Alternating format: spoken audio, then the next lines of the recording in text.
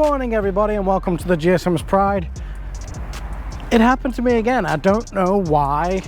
For some reason, every time I get in my car and try to do my morning intro, the audio doesn't work. I don't get it. So if anyone out there has any ideas why, for some reason, my audio doesn't work on my GoPro, I do use a Rode wireless connection for my mic, but I have no idea why it keeps doing this and why I get no audio when I record in my car. So if you have any tips on why, send me a comment on there and let me know how to fix that. Anyway, this week, what are we doing? We're doing changes.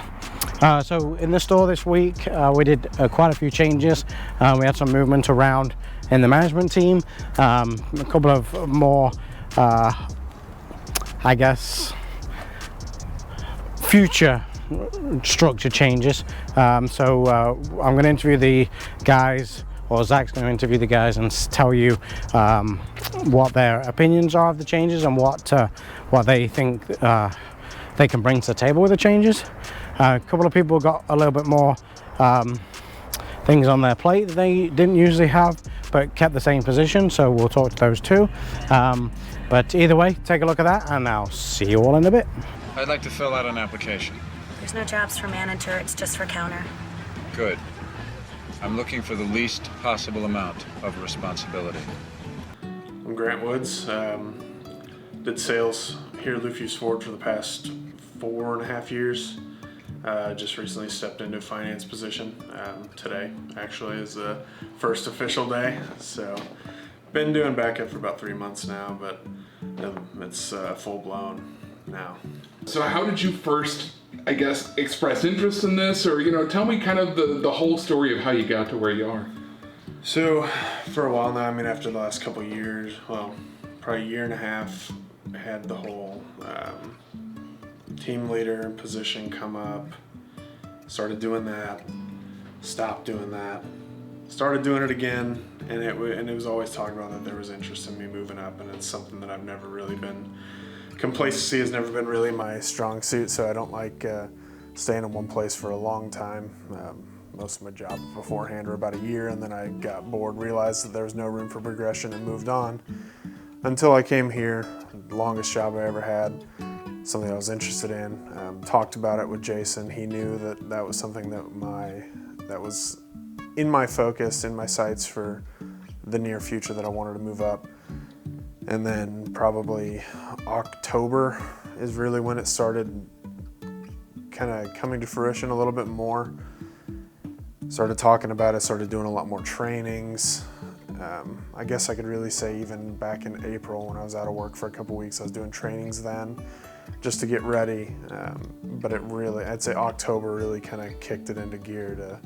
It's time to shine at that point in time and get things going. Tell me a little bit about those trainings. Like, what kind of training did they have you doing to get prepped for this? So back in April, I was out for a couple weeks for a back surgery, and Ally had a 4-day at-home, basically like Zoom training session, just going over like menu selling, product presentation, a little bit of compliance stuff. Jesus Christ.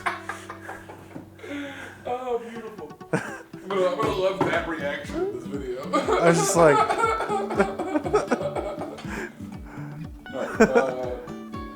But anyway, a little bit of compliance training. Just really kind of getting your feet wet with the world of finance and all that stuff. So I did that while I was off, came back, went back to work, business as usual, selling cars. And then October, get told that a couple of different finance managers, sales managers from other stores, me and Corey here, we're gonna be going down to Daytona Beach, Florida for a really like heavy hitting compliance and menu presentation, fundamentals of finance training session there with Brown & Brown Dealer Services. So we spent 4 days down there, 4 or 5 days, had class 9 to 5 each day, and it was you got there and you were going the whole time.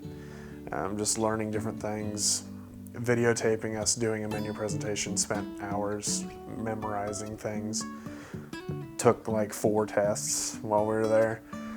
So it really was no vacation by any means, and it really kind of opened it up to like how different that side of the dealership world is, and compared to like what my views of it before was. I mean, you sell product, you do paper, you get them out of here, but there's a lot more to it, a lot of legal stuff. So just kind of getting you ready for all those different things. And then did a couple compliance trainings back here with Ally again. So from October, November, it was a lot of training, a lot of time away from the dealership, just learning all that stuff. Tell me what you think is going to be the biggest difference, because you said a lot of different legal stuff and that kind of thing. So what's going to be the biggest change? Along, like the paperwork and everything is pretty self-explanatory for the most part. I think biggest challenges are going to be learning bank programs, just figuring out, because they're constantly changing. So keeping up with all that stuff, learning it for the first time, and then learning whenever it changes after I just learned it. And then on the secondary thing would probably be just the transition from working alongside my like fellow salespeople and now technically being their boss. So just moving from that position and I guess establishing my position in a way, because I never want to really be, well, I'm your boss now, listen to me, everything, this is what you got to do, and forget where you came from.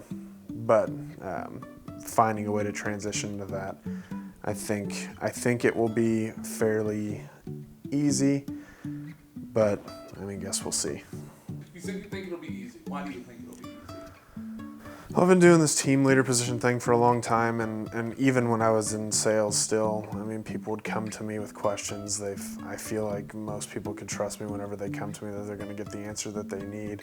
I don't think that will change. It will just be, and even back then, I still had to tell people to do their stuff, to get on their stuff. I still had to be on them a little bit. I think that's just going to be ramped up a little bit more, so it may take some getting used to with me being on top of them a little bit more than what I was before, or maybe even a lot more. I mean, it comes with the territory, but like I said, just not forgetting where you came from is kind of the biggest thing, and being able to manage and balance that from what it was before to what it is now. Do you think you're going to take anything specifically from your experience as a salesperson dealing with management into your management style? I mean, I've seen how it can be, because there's a fine line between sales and managers, and there's that fence, and you're always kind of teetering one way or the other, where you're going to lean more towards the management side or you're going to lean more towards the sales side. And I've seen how that works when it goes the other way, and you're lean too far back into sales and not really stepping up to that. But what everybody has to really understand is that the ultimate goal is for the store to be profitable, the store to be successful, and whatever has to happen to make that happen is what's going to happen. Will it make some people upset? Will it cause some situations? Maybe. But at the end of the day, everybody's goals should be the same, and it should be understood from everybody at that point. So what do you think causes that friction between sales, that transition period? It's really just title. I mean, at that point, you're really not a different person going from sales to being a manager. It's just now you have a title in front of your name, and you have a little bit more power than you did before. So when people that you were a day ago equals to, now you're a step up from them, it could be like you're taking it a little too far, or you're power hungry, whatever it would be.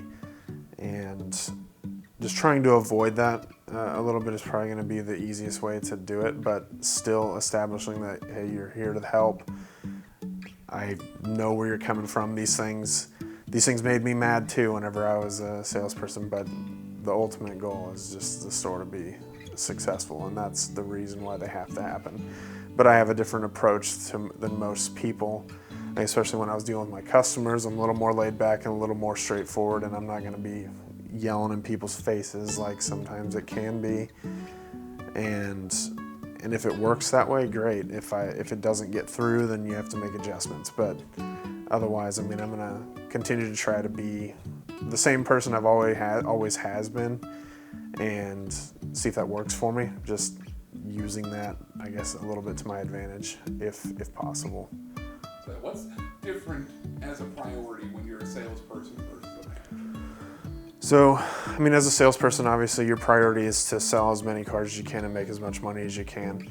As a manager, your priority has to be everybody. I mean, you're looking at that on an individual scale as a salesperson. So what am I doing? What am I doing? Now you're looking at what is everybody doing, because you're now graded on the whole pot and the entire store. And at that point, you basically become like a group of people, almost like a legion of people. And when you become a sales manager, because you have to worry about what's this person doing to make money for themselves and make money for the store. What's this person doing to like follow up and make sure that the store is staying protected for whatever reason. But yeah, it transitions from a more individualized point of view to a group, a whole kind of point of view once you make that step. Anything else that kind of on your mind in that transition period? Anything else that you've really recognized that's already feels different? I mean, I know it's only one day, but you know. Yeah, I mean, you always think that you have a lot of responsibility as a salesperson just between the different things that you're asked or you're required to do. It's definitely a lot more because now you're not just worrying about that for yourself. You have to worry that you have to make sure that everybody else is doing it, even if you're not doing it yourself anymore. Like working on tasks, contacting customers, doing all this normal day-to-day stuff that's kind of required as part of the job. Now you gotta look at it from the perspective of I'm responsible for every single one of these people to get those things done versus yourself. So it does add quite a bit of different responsibility to it on top of your new job duties that you have, which is not a short list by any means. So yeah, it's just being organized is going to be the biggest key, and making sure make sure you're staying on top of stuff and nothing can slip behind, because when it does, everybody knows about it. So that's the thing. I don't think you'd fit in here. I have fast food experience. Yeah, like 20 years ago. Well, I'm sure there have been amazing technological advances in the industry, but surely you must have some sort of training program. Seems unfair to presume I won't be able to learn. I am Jeff Ream. I was the finance manager here for 6 years, but I am now currently a sales manager. I worked at what was then Marshall Ford as a porter there. My brother got me a job there when I was 16 years old. I honestly don't remember how long I was there for, and then I came over here because they needed porter help after I was let go there for about 8 months or so before I had graduated high school. And then I ended up going away to college, came back, started working as a porter again, just needed some cash. They eventually promoted me to porter manager after I think about a year or so working there, and then an opportunity came up. And then from there, my brother had moved from sales into finance, and I had the opportunity to move into sales, and I fought for that position. I really did. I went to my sales manager and said, I want to be in sales. I want to be in sales. I think I can do it. My brother had the big book of business. It'd be a nice, easy transition for his customers and everybody here, and he can stay involved with them, keep it in the family, and that's what happened. I ended up getting all of his customers, so it helped me out, be very successful from the beginning. And then from there, exact same story. My brother had moved another position, and a finance position had opened up. I was asked to step into that role, so I stepped into it. I think I did a pretty good job with it for the time being. And then an outside opportunity outside the car business popped up, and the grass is not always greener. So I did that for about a year or so, and then ended up crawling back on my hands and knees back to the dealership life. Kidding. But, and then up until recently, Jason had given me the opportunity to become a sales manager and asked me to prove it to him, and I did, allegedly, I guess, because I am now a sales manager. So, and moving forward, I'm hoping to keep climbing the corporate ladder. Tell me a little bit about moving from sales to management. What was that transition? So it was interesting because at that time we had some older salespeople here that had been in the business a long time. We had John Stahl, we had Jerry Paul, we had Dan Haflinger. There might have been some other ones, I'm blanking on them, but those were the main three. So whereas they helped me in sales when I first came up, now the roles reversed and I'm helping them sell cars because now I'm in management. And I had to earn their respect. I had to prove to them that I could help them in certain areas. But it took a while from Jerry calling me a dumbass every day to now respecting me and calling me by my name. It took a while, but we got there, so that felt pretty good. So what is that gaining respect of old salty car salesmen?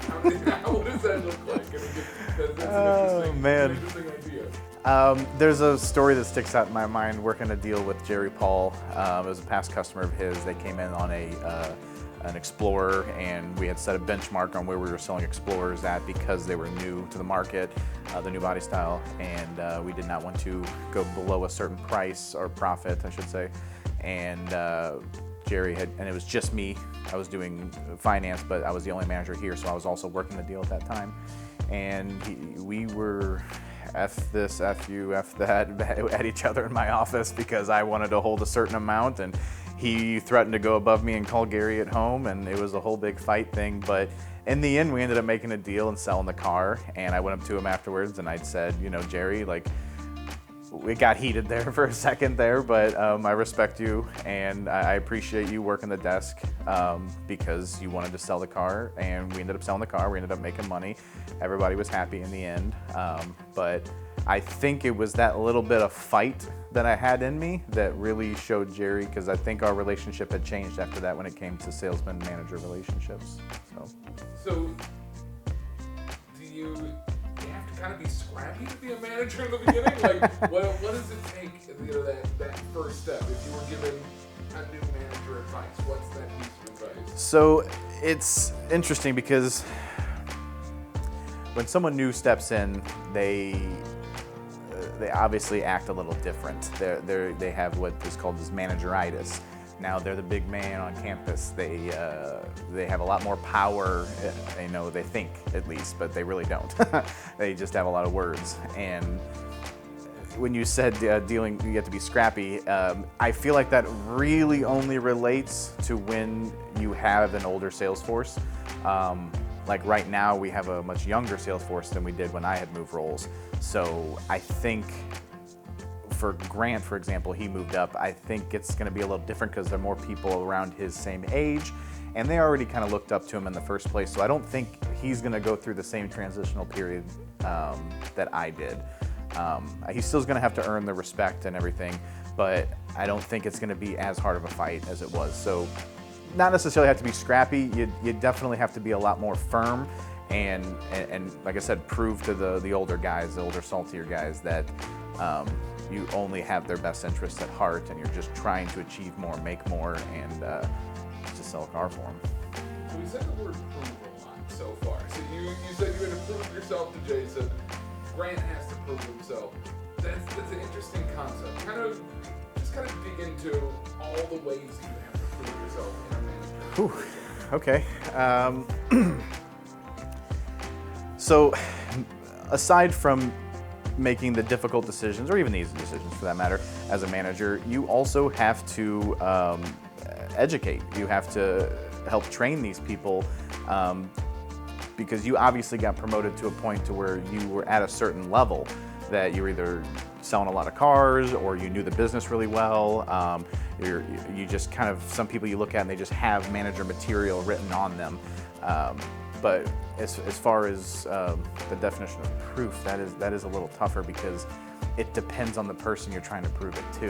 Whereas someone like Jason, actions. I'm sure you've heard it as well. Actions speak a lot louder than words when it comes to Jason. I know that's not his saying, but that is something he uses a lot. Actually, the sheet he gave me when I got promoted, it says it on there. You know, show it more than say it. And I think, like I said, it just depends on who you're dealing with. With the younger ones, I think stepping in, TOing, helping them handle the customer, helping them close, giving them advice, you know, where you think that they can improve at. I think that's proving yourself to them that you know what you're doing, you know what you're talking about, and that salesperson can now come to you with advice as opposed to you going to them and giving them advice. I think that's proving it to them. But with older salespeople, it's a little different. It's more of scrappy. You really got to dig in because they know how this works. The younger salespeople don't know how to work the house, because that is sales. You do got to work the house a little bit to make a deal, because the managers are going to be a little greedy. They're going to want to get everything.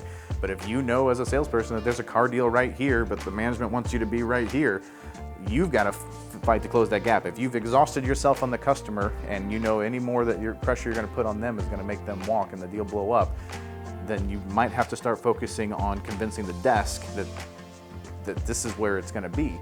So it's just different, man. It's just different for proving it to both of them. That's the best I can say. So tell me about you moving up in this position. You said Jason said to prove it to him. Mm-hmm. Where were you when he said that in your career, and then where do you feel like you've gotten to where you have at least gotten to that proof? So we had conversation probably over a year ago. He had asked me if finance was something that I wanted to do exclusively. And I said, absolutely not. I wanted to move up the ladder. I felt like just staying where I wasn't going to do anything. I always wanted more responsibility, more pay, whatever comes with it. Because I like the dealership life. Like I said, I've done it since I was 16 years old, even from down in service being a porter. I think the only thing is I never turned a wrench. So that was the only job I really haven't had in a dealership. So when he said, I'm sorry, the question was, when did he say prove it? Yeah. Sorry. So yeah, it's fine. So kind of where were you at that point, and then where do you feel like you've gotten to? Gotcha. At that point, like I said, I was just doing finance. We had just met because I had left the car business for a little bit and then came back in, and Jason was already here. So it was different because this was my store for a very long time, and I had left and came back and it wasn't my store anymore. It didn't start becoming and feeling like my store after a year or so of being here. So Jason, when we had that conversation, I told him I obviously wanted to move up the ladder if there was an opportunity. I did get passed over the first time the opportunity came up, but Jason had explained to me that it was really the only way to move things to make everyone happy and make it a smooth transition. So I understood, and I think I even told him next time, I said, well, the next opportunity that comes up, I want you to think of me. And when that point actually did come up, he sat me down and was like, now you've got to show me, do a little extra. Everything that you're doing right now is fine. Do a little extra, get involved more with the customers and the salespeople, take more pride in the dealership, don't just sit around when there's nothing going on. There's always something that you can improve or clean up or straighten up or dust off or whatever it is. I know it sounds like a cleaning crew, but sometimes that little extra effort to make this place shine really goes the extra mile. And we had tough conversations between now and then, and I had to really shift my focus a little more to my numbers and finance, and had to prove myself there. And that's basically what happened. I had to do the combination of those two, is prove myself that I wanted this dealership to shine and I wanted to be here for it, and show that I had the stuff, finance-wise and numbers-wise and everything, to also complement those two. So. you now have a different set of priorities being a desk manager versus a finance manager. Correct. So give me a little idea of how those priorities continue to shift as you move up the ladder. So I'm definitely more managing the staff a lot more than I was.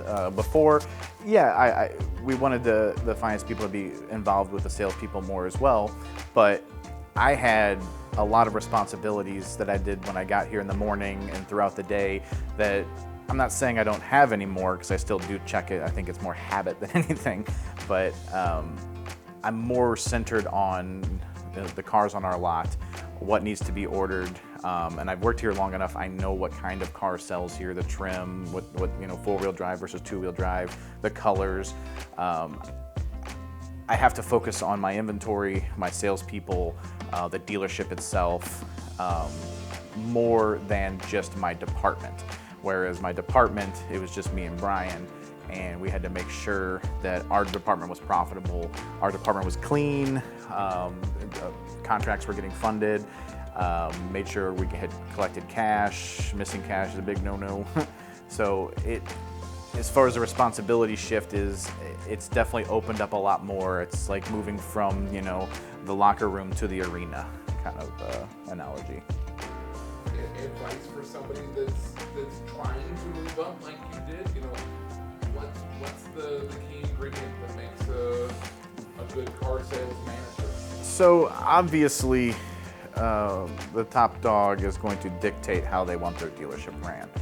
And someone as involved in dealership everyday life, a very hands-on GM like Jason is, everyone's very clear on what Jason's expectations are.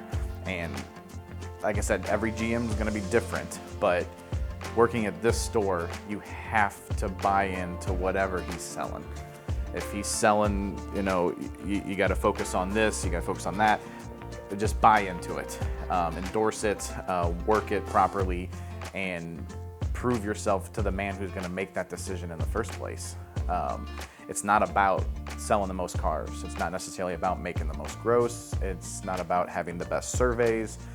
Sure, all that stuff helps, but it's not always, it doesn't always make the best manager. If that was the case, then some of our top sales guys could be promoted to manager, tomorrow.